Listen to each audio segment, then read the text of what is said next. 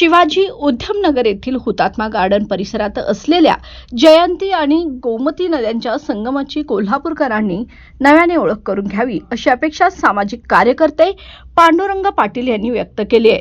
जागतिक जल दिनानिमित्त त्यांनी या परिसराच्या जतन संवर्धनाबाबत महत्त्वपूर्ण मुद्दे मांडले.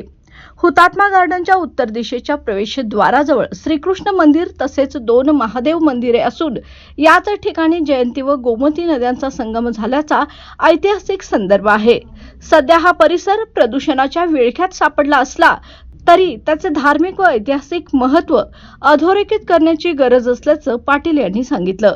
या संगमस्थळी एक मोठी विहीर असून ती सध्या पूर्णपणे बुजलेली आहे. तिचे उत्खनन व पुनर्बांधणी करण्यासाठी आमदारांकडून 15 लाख रुपयांचा निधी मंजूर झाला असून लवकरच या विहिरीला पुन्हा गतवैभव प्राप्त करून देण्याचे काम हाती घेतले जाणार आहे.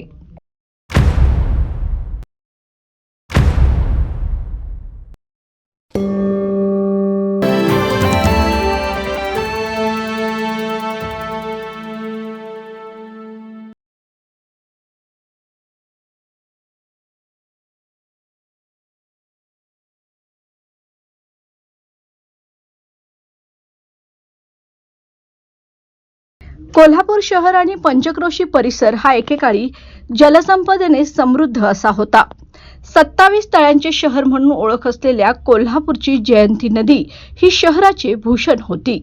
मात्र सध्या या नदीचा नाला असा उल्लेख केला जात असल्याबद्दल खंत व्यक्त करत पुढील काळात जयंती नदी असा सन्मान करावा अशी अपेक्षा ज्येष्ठ अभ्यासक व भारतीय इतिहास परिषदेचे संचालक उमाकांत रानिंग यांनी व्यक्त केली. सन 1871 साली अधिकृत प्रकाशित झालेल्या नकाशामध्ये कोल्हापूरचे जलवैभव स्पष्टपणे दिसून येते.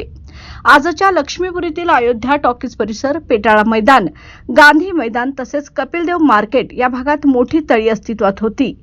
कळंबा तलावातून सायफन पद्धतीने महालक्ष्मी मंदिर तसेच बिनखामी गणेश मंदिरापर्यंत पाणी पुरवठा होत होता.